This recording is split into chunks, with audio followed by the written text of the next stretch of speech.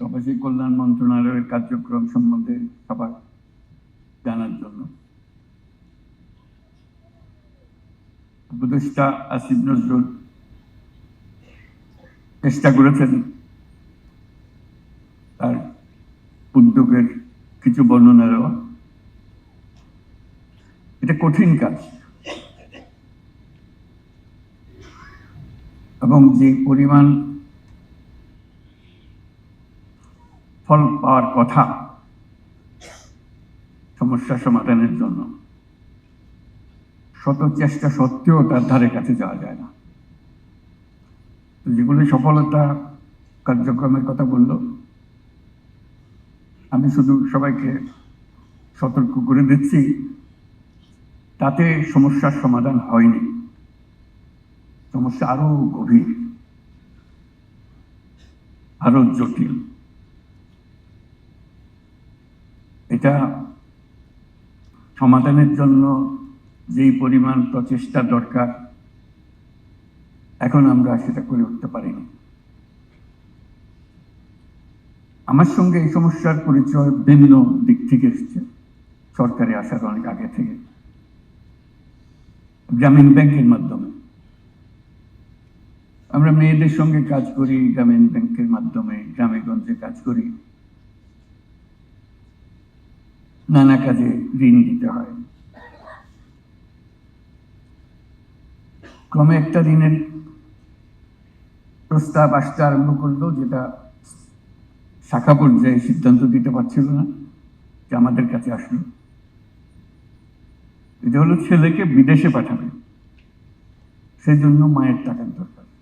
মা হলো গ্রামীণ ব্যাংকের সদস্য, এই কাজে টাকা দেওয়া যাবে কি যাবে না, বহু আলোচনা হলো। আমরা সাব্যস্ত করলাম যে আমরা দেব। সেই সূত্রে এই জগতের সঙ্গে আমাদের যোগাযোগ শুরু হলো। তার সঙ্গে একটা শব্দ প্রায় সাথে সাথে আসলো, বিপুল বেগে আসলো। সেই শব্দটির জন্য আমি অপেক্ষা করছিলাম কেউ বলে কিনা। আক্তার সেটা উল্লেখ করলো, দালাল। এর থেকে বের হওয়ার কোনো উপায় নাই। একটা দালাল বেষ্টিত জগৎ। দালাল যে কিভাবে মানুষকে ঠকায়, গ্রামে গঞ্জে প্রতি জায়গায়।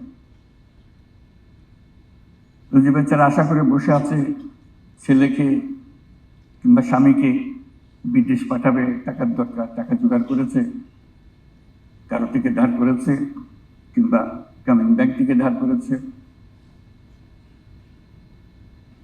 তারপরে প্রতারণা। এই বিদেশ যাওয়াটা দালাল আর প্রতারণার সঙ্গে সাংঘাতিক রকম ভাবে যুক্ত।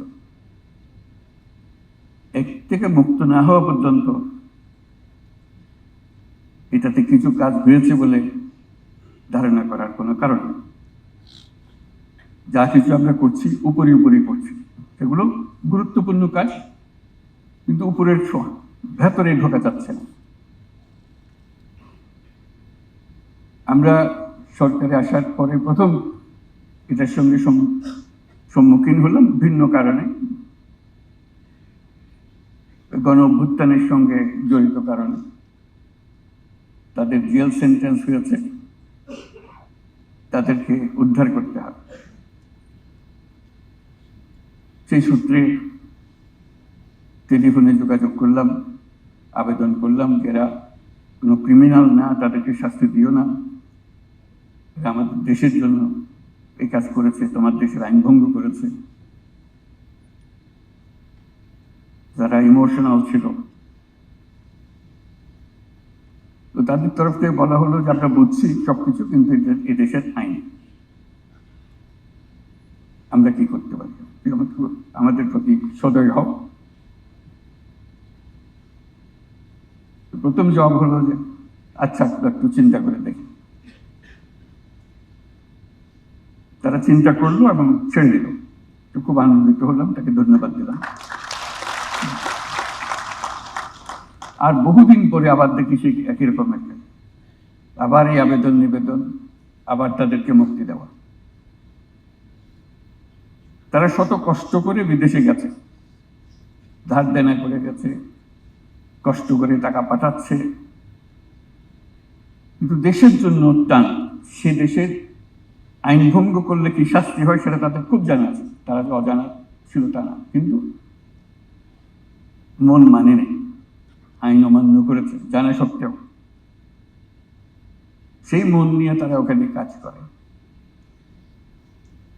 এই প্রথম সাক্ষাৎ বহির্জগতের সঙ্গে তারা কি কি অবস্থায় আছে। আরেকটা আসলো এর পরে পরেই, আনোয়ার ইব্রাহিম, প্রধানমন্ত্রী মালয়েশিয়া।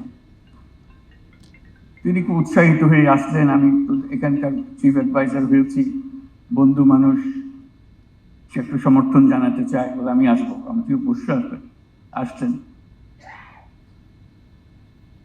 যেই মাত্র খবর হলো যে উনি আসছেন, সঙ্গে সঙ্গে খবর পেলাম যে তখন সব সংখ্যাটা ছিল 17,000, পরে দেখলাম অনেক কম। প্রথমবার বলা হয় 17,000 শ্রমিক শেষ মুহূর্তে যেতে পারে নাই। তারা টাকা পয়সা সব দিয়েছে, শেষ মুহূর্তে যেতে পারেনি, কারণ মেয়াদ শেষ হয়ে গেছে তাদের। এটা বহু লেখালেখি হচ্ছিল কি কত। উনি যখন আসলেন ওনাকে বললাম যে একটা কাজ আমাকে করে দিতে হবে, এদেরকে নিয়ে যেতে হবে। সব টাকা পয়সা সব দিয়েছে, সবকিছু আছে, কিন্তু যে তারিখের মধ্যে টিকিট পাওয়ার কথা সেই তারিখে টিকিট পায়নি, কাজে যোগদান করতে পারে নাই, কাজে এটা নাকচ হয়ে গেছে।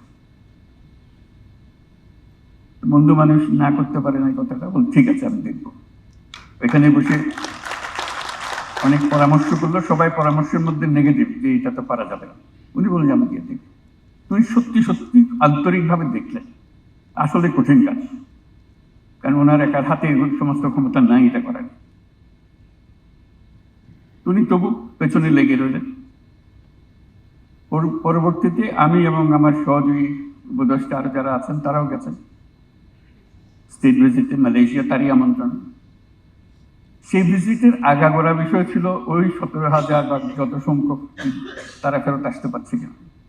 পুরা মালয়েশিয়ান সরকার আমাদের পেছনে চেষ্টা করলো যে ওদেরকে পাঠানো হোক। সংখ্যা ঠিক হলো, এটা 17,000 হবে না, আরো কম হবে, 12,000 বা এরকম কিছু হবে। কেউ পরিষ্কার সংখ্যাটাও বলতে পারছিল না।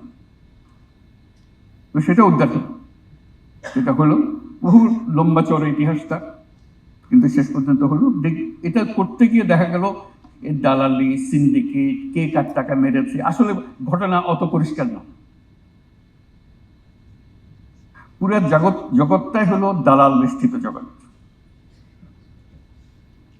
আসল খবর কার কাছে বোঝা মুশকিল, কে কার থেকে কি কারণে টাকা নিচ্ছে বোঝা মুশকিল। সরকার অনেক দূরে এটার থেকে, ভেতরে ঢোকার ক্ষমতা সরকারের নাই, এখনো হয়নি, আশা করি একদিন হবে। এই হলো মানুষ যারা বিদেশ যেতে চাচ্ছে তাদের কপাল। জাপান গেলাম, শুনলাম তাদের বহু লোক দরকার।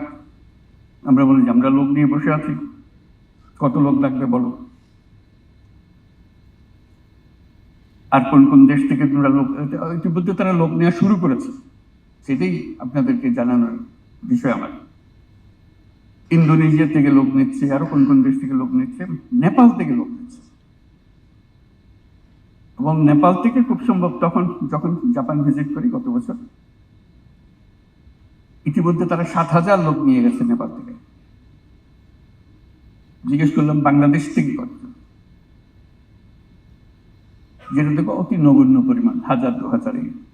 তেমন নেপাল থেকে চলে গেল 7,000, বাংলাদেশ থেকে যেতে পারলো না, এটা কোন ধরনের কথা হলো? কোন ধরনের সরকার হলো এটা? তেমন কত লোক লাগবে বলে আপনি যত দিতে পারেন। তা আমি তাৎক্ষণিক বললাম যে আমরা 1 লক্ষ লোক পাঠাবো। আর কি বলতে পারি, এসব সংখ্যা বলা, সে যখন ওপেন এন্ডেড একটা কথা বলেছে, তারা বলছে হ্যাঁ আমরা 1 লক্ষ নেব। আমি অবাক হয়ে গেলাম, তারা 1 লক্ষ লোক, আরো বেশি বলতে হতো, আরো বেশি রাজি হতো।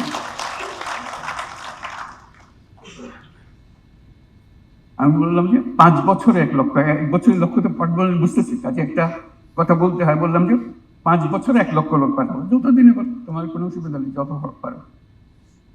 শর্ত কি? জাপানি ভাষা জানতে হবে, তার একটা স্কিল থাকতে হবে, এই শর্ত আর কিচ্ছু নেই। আমি খুব সোজা একটা জিনিস নেবার জন্য সরকার বসে আছে, দেশ বসে আছে, জাপানের মতো দেশ।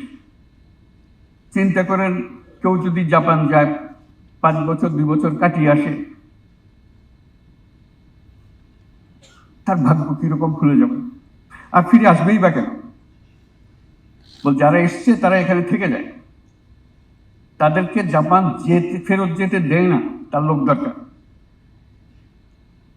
তাহলে আরো মজার কথা, এরকম লক্ষ লক্ষ লোক দরকার, আর আমাদের লোক কাজকর্মহীন অবস্থায় আছে। কত বড় একটা সুযোগ আমাদের বোঝালো। জাপানের বহু শহরে বাস সার্ভিস, ট্যাক্সি সার্ভিস সব বন্ধ হয়ে গেছে। কারণ কি? ড্রাইভার নাই। বলছে যত ড্রাইভার পারো পাঠাও, আমাদের শহরগুলো চালু করতে হবে। আবার মাইলের পর মাইল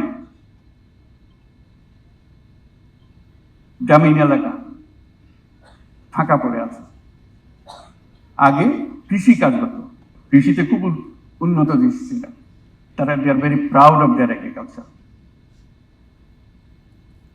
জনশূন্যবিহীন, মানুষ নাই, জন নাই, বাড়িগুলো শূন্য পড়ে আছে, ট্রাক্টর ইকুইপমেন্ট সমস্ত পড়ে আছে।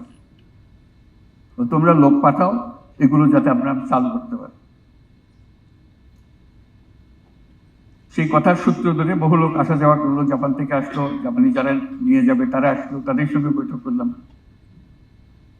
তার মধ্যে একজন বললো যে আমার কারখানা এখন বন্ধ হওয়ার উপক্রম,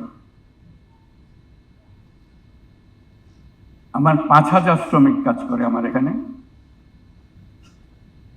তার অর্ধেকেরও বেশি এখন 70 বছর পার হয়ে গেছে, আমি আর বেশি দিন ধরে রাখতে পারবো না, তারা অনেক আগে রিটায়ার করার কথা, তাদেরকে আমি ধরে রাখছি, আমার কারণে আছে, কিন্তু 70 বছর পরে আর রাখা সম্ভব হবে না, আমার কারখানা বন্ধ করে দিতে হবে, আমার এই লোকটাও।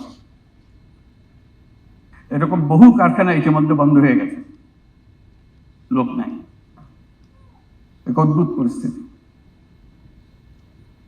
কাজে এই পরিস্থিতির মোকাবেলায় আমরা কত দূরে আছি, যেখানে পাওয়ার জন্য লোক আগ্রহ করে বসে আছে, আমরা পাচ্ছি না। কেন পাচ্ছি না? তার মধ্যে একটা বড় করুণ কাহিনী। সে করুণ কাহিনীর একজন সাক্ষী এখানে উপস্থিত আছে, লুৎফে। মিডল ইস্টে যাই, যে দেশে লোক পাঠাতে যাই, প্রথম কথা হলো তোমাদের কাগজপত্র সব জাল, নকল, ভেজাল, ভুয়া।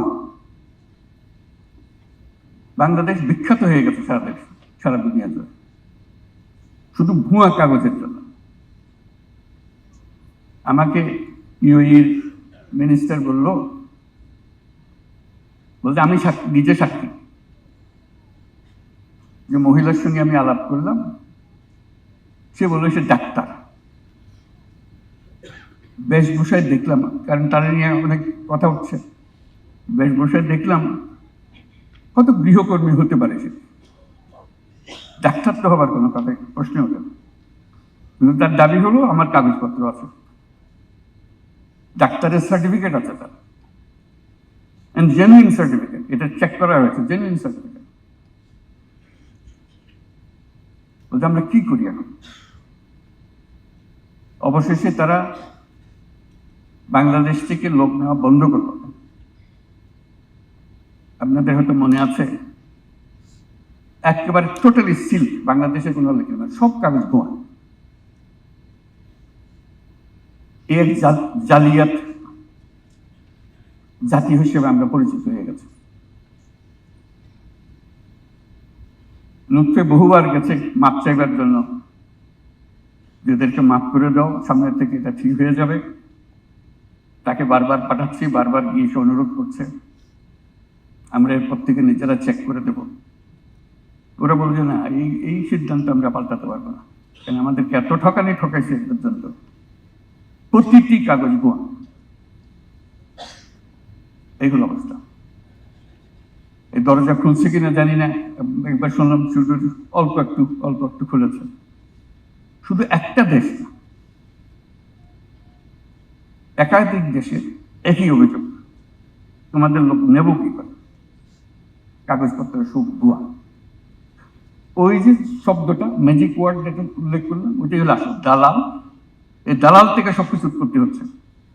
সে কাগজপত্র তার কারখানাতেই তৈরি হয়ে গেল সবকিছু। দেশের সঙ্গে তার কোনো সম্পর্ক নেই। কি কাগজ লাগবে মানিয়ে দিচ্ছি, যাকে যে কথা বলে তার থেকে টাকা আদায় করে একবার তার পৌঁছে দিলে সে টাকা সব পেয়ে যাচ্ছে। আমাদের কপালে কেই থাকবে? আমরা একটা জালিয়াত দেশ হিসেবে, জালিয়াত জাতি হিসেবে বেঁচে থাকবো? সবার দরজা একের পর এক বন্ধ করে দেবে? কয়টা দেশের এখন বন্ধ আছে আমাদের বলতে পারবে নাকি? কয়েকটা দরজা বন্ধ। অভিযোগ একটাই, জালিয়াতি। ওই জালিয়াতিতে পরে আমাদের যারা সি ফেয়ারার্স আছে, যারা জাহাজে কাজ করে, এটা একটা করুণ কথা। তারা এই বন্দরে যখন আসে, ওইসব দেশে বন্দরে তাদের নামতে দেয় না। ওই যেহেতু ভিসা বন্ধ, ওই যে বাংলাদেশি, তারা বহুদিন আকুতি মিনতি করতেছে। আমাদের তন্ত্র, আমরা তো কোনো দোষ করি না, আমরা দেশে থাকি না, আমরা জাহাজে থাকি। শুধু বন্দরে ভিড়েছে বলে আমাদেরকে এখানে যেতে হচ্ছে। এটা নিয়ে বহু দরবার করলো লুৎফে, বারে বারে যাচ্ছে, বারে বারে বোঝাচ্ছে। অবশেষে সেটা ছাড়া হয়েছে, তার অনুমতি দিয়েছে। জাহাজই যদি হয় তাকে নাম দেবে, নাহলে তার বেচারা যাওয়ার কোনো রাস্তা নেই। অতটুকু অনুগ্রহ করেছে। বলো আমাদের কি কপাল! এর মধ্যে আমরা সমস্ত কিছু করছি, যত বুদ্ধি মাথায় আছে আমরা এগুলো সব করছি, কিন্তু রাস্তার পথ বন্ধ। আমাদের সুযোগের কোনো অভাব নেই। আজকে যদি 5 লাখ লোক জাপানে পাঠাতে চান, 5 লাখ লোক আজকে পাঠানো যাবে, ওদের দরকার। কিন্তু আমরা প্রস্তুত করতে পারছি। তার মধ্যে দালাল ঢুকবে, ইতিমধ্যে নিশ্চয়ই ঢুকেছে। ইতিমধ্যে বহু দালাল বলছে যে তোমার জাপান পাঠাচ্ছি, ওদের কথা মানে না, আমি তোমার কাগজপত্র দিয়ে দেবো, তুমি এক্সপার্ট, তুমি জাপানি ভাষা তো এক্সপার্ট, জাপানি ভাষার যে সার্টিফিকেট সেটাও দিয়ে দেবো। সেজন্য জাপান ঠিক করেছে জাপানি ভাষার পরীক্ষাটা তারা নেই, যেটা আমাদের কাগজের উপরে বিশ্বাস করতে না হয়। এগুলো আমাদের অবস্থা। আমরা এরকম হলাম কেন?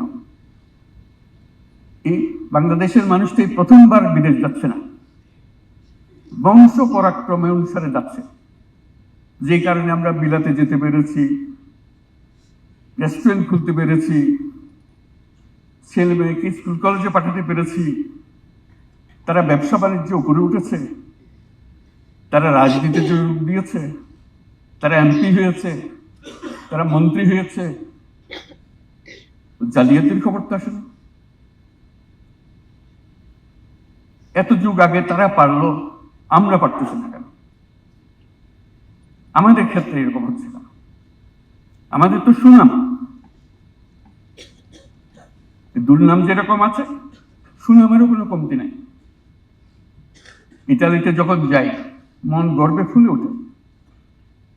যারা ইতালিতে গেছে নিশ্চয়ই এটা অনুভব করেছে। যত বড় রেস্টুরেন্টে যান, যত পশ রেস্টুরেন্টে যান, যেখানে দেশের সর্বোচ্চ লোকজন খাবার খেতে আসে, তাদের লাঞ্চ ডিনার পার্টি যেখানে হয়, কিচেন স্টাফ কারা? সব বাংলাদেশ। রোমে হেন রেস্টুরেন্ট নাই যেখানে কিচেন স্টাফ বাংলাদেশি না। মালিক কৃতজ্ঞতার সঙ্গে দেখা করতে আসে আমাদের সঙ্গে, যখন আমাদেরকে খেতে নিয়ে যায়, তোমাদের লোকগুলো এসছে বলে আমি ব্যবসায় টিকে আছি, না হলে আমার এই ব্যবসা বন্ধ করে দিতে হতো বহুদিন আগে।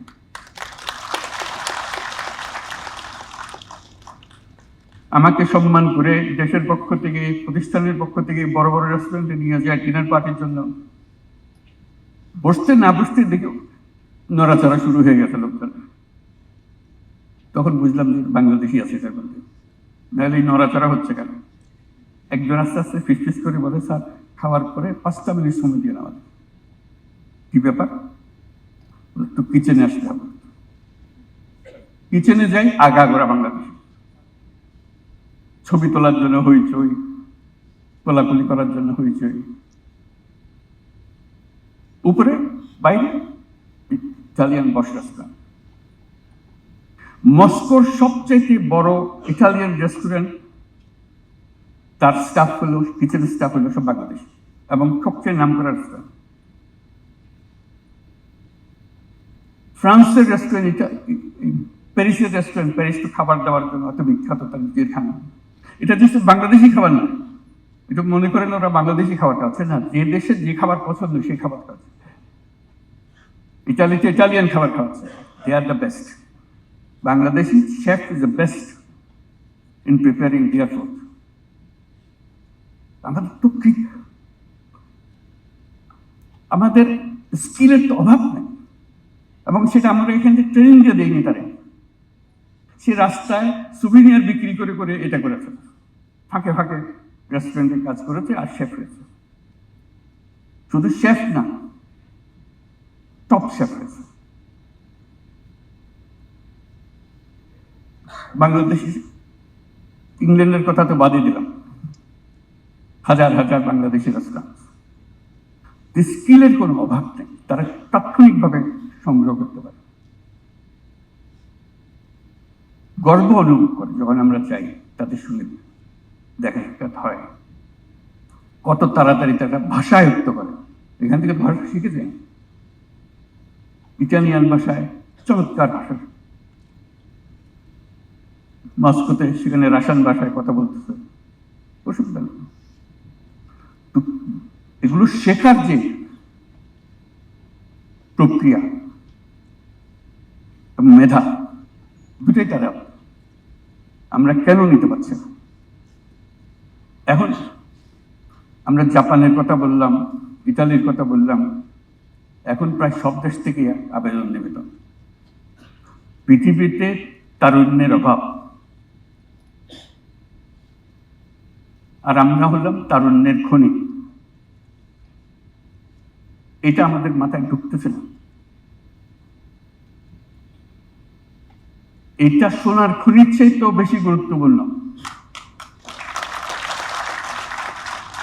সারা দুনিয়াতে তরুণদের সন্ধানে আছে। আমাদের 18 কোটি লোকের মধ্যে 9 কোটি লোকের বয়স 27 বছরের কম। এর থেকে তরুণ জনসংখ্যা কোথায় পাবে? সারা দুনিয়াকে আসতে হবে এখানে। খনি আমাদের হাতে। ওই যে রেয়ার মিনারেল বলে, আমাদের কাছে রেয়ার মিনারেল রয়ে গেছে, এখানে আসতে হবে, কিন্তু আমাদেরকে তৈরি হতে হবে। তৈরি থাকলে যে কোনো জায়গায় যেতে চান তারা সাধ্য সাধনা করে তাদেরকে নিয়ে যাবে। এখন অনুরোধ আসে পোল্যান্ড থেকে, ইস্ট ইউরোপিয়ান কান্ট্রিজ থেকে এসে প্রথম প্রস্তাব হলো আমাদের লোক দরকার, তোমাদের লোক দাও। এটা ক্রমে বাড়বে, কমবে না। ওদের তরুণ কমবে, আমাদের তরুণ বাড়বে। যে সারা দুনিয়া এখন বাংলাদেশের হাতে। যদি আমরা আমাদের এই রাস্তাগুলো সাফ করে ফেলতে পারি, দালালের খপ্পর থেকে আমরা বাঁচতে পারি, আমাদের নিয়ম শৃঙ্খলা আসতে পারে, জালিয়াতিত্বকে বাঁচতে পারে, এটাকে ঠেকানোর কোনো উপায় নেই। কারণ এই রেয়ার ম্যাটেরিয়াল মিনারেল তাকে আসতেই হবে, এই খনিজ তাকে খোঁজ নিতেই হবে এবং সেটা সন্ধান করতে হবে। সন্ধান করলে এই খনির গোড়াটায় সেখানে আসতে হবে। এই হলো গোড়া। কাজে আমরা যেটুকু করছি এখন, যেটুকু সাফল্যের কথা আমরা আলোচনা করছি এটা হলো সামান্য উপরের দিকে খোঁচানো, ভেতরে এখনো ঢুকি নেই। সেটার জন্য সেই প্রস্তুতি জাতি হিসেবে আমাদেরকে নিতে হবে এবং সগৌরবে তারা যাবে। আমরা বলছিলাম যে একটা প্রফেশন শূন্য চলে যাচ্ছে, সিফেয়ারার্স। এটা নেভাল একাডেমি একটা আছে চট্টগ্রামে, মেরিন একাডেমি। সেখানে কয়েকজন পাশ করার সঙ্গে সঙ্গে তারা বেশি চলে যায়। তা আমি বললাম যে আরো বেশি করি না কেন? এতই যদি সঙ্গে সঙ্গে নিয়ে যায়, জামায়াত ধরে নিয়ে যায়, আমাদের অসুবিধা নেই। আরেকটা করতে আরো বেশি করলে অসুবিধা নেই। বলে না, 5টা আছে। তা আমি খোঁজ নিলাম, 5টা আছে, কিন্তু মেরিন একাডেমি যা করে তা করতে পারে না। তারা ভেতরে ভেতরে আছে, তারা সমুদ্রের সঙ্গে যুক্ত না, কাজে এটা কোনো ট্রেনিংও না। তাদের মূল কথা হলো তাদের কোনো শিক্ষক নেই। এই মেরিন একাডেমি যেটা চট্টগ্রামে আছে, সেখানে শিক্ষকের অভাব। কেন? যে বেতন দেয় সেই বেতনে কেউ আসে না। বলতে আমি তো দ্বিগুণ বেতন পাই আমি যখন জাহাজে থাকি, আমি কেন আপনার এখানে গিয়ে বসলাম? সত্যি তাই, তারা হতাশ করে খুব। দেশের জন্য সাংঘাতিক জানতাম তাদের কড়া চিঠি লেগে, কি হচ্ছে দেশে, আপনারা এগুলো কি করছেন? প্রাণ কান্দে। তারা সমুদ্রে থাকে, দেশে আসে বহুকাল পরে, কিন্তু দেশের টান, বাঙালির যে অবস্থা, দেশের টান থেকে মুক্ত না। এই যে দেশের টান, এই যে সুযোগ, এটাকে আমরা একত্র করতে পারছি না। কেন আমরা জালিয়াতির দেশ হয়ে যাচ্ছি? কেন আমরা সুশৃঙ্খলভাবে কাজটা করতে পারি না? সেটি হলো চ্যালেঞ্জ। এটা তো টাকার বিষয় না, এটা সিস্টেমের বিষয়। টাকা আপনি যতই ঢালেন ঠিক আসে যায়। আর তারপরে তো আমরা সগৌরবে প্রতিদিন ঘোষণা করি কত বৈদেশিক মুদ্রা আমরা অর্জন করি। বৈদেশিক মুদ্রাটা একটা অংশ, এরকম বহু বৈদেশিক মুদ্রা আপনার গড়িয়ে আসবে আপনার হাতে। সেও তো চায় যে বাইরে যাবে, যেখানেই যাক না কেন, ওই বাড়িতে টাকা পাঠানো ছাড়া তার মন শান্তি পাবে না। সবকিছু আমাদের পক্ষে, বিপক্ষে কিছু নাই। বিপক্ষে শুধু আমরা, যে আমরা দেশ পরিচালনা যারা করি তাদের হাতে। কাজে আমাদেরকে এটার জন্য প্রস্তুত হতে হবে। এই সোনার খনি, তেলের খনি পেয়ে তারা বড় লোক হয়ে যায়। এটা তো তেলের খনির চাইতে বেশি মূল্যবান পদার্থ মানুষ। যে মানুষ একবার যাচ্ছে, সে কিন্তু দেশকে সঙ্গে নিয়ে যাচ্ছে, দেশকে ছেড়ে যাচ্ছে না সে। তার ছেলে মেয়ে সবাই, ও যাদের কথা বললাম, তারা পার্লামেন্টের মেম্বার হচ্ছে, তারা মন্ত্রী হচ্ছে, দেশকে তো ভুলতেছে না। এটাই আমাদের চ্যালেঞ্জ, আমাদের চেষ্টাটা করা। মন্ত্রণালয় বহু চেষ্টা করেছে, তা না হলে সব কথা আমাদের সামনে আসতো না। ধাক্কি করা হচ্ছে বলে জিনিসগুলো সামনে আসছে, বলার চেষ্টা করছি কিভাবে করে। সবাই মিলে চেষ্টা করি, আমরা সবাই ইনভলভ এটাতে, কেউ দূরের মানুষ না। চ্যালেঞ্জ আমাদের সবার সামনে। আজকে আমরা এই উপলক্ষে বিষয়গুলোকে আবার নজরে আনলাম। আমরা এমন একটা ভাগ্যবান জাতি, যেখানে একটা অনন্য সোনার খনি আছে। এই সোনার খনির থেকে আমরা সোনা না আনি, অথবা মাটির মতো ফেলে রেখে দিই, আমাদের কপাল কোনোদিন পরিবর্তন হবে না। আমাদের সেই সোনা ব্যবহার করতে হবে। ব্যবহার করার জন্য সারা দুনিয়া এক পায়ে খাড়া, আমরা শুধু প্রতিবন্ধকতা সৃষ্টি করি। আশা করি আমরা সেই প্রতিবন্ধকতার থেকে মুক্তি পাব, আমরা সেই খনি ব্যবহার করতে পারবো। আমাদের তরুণরা, তারা দুনিয়ার যে কোনো তরুণের চাইতে কোনো সে কম না, শুধু সুযোগটা তাদেরকে দেওয়া। সবাইকে ধন্যবাদ।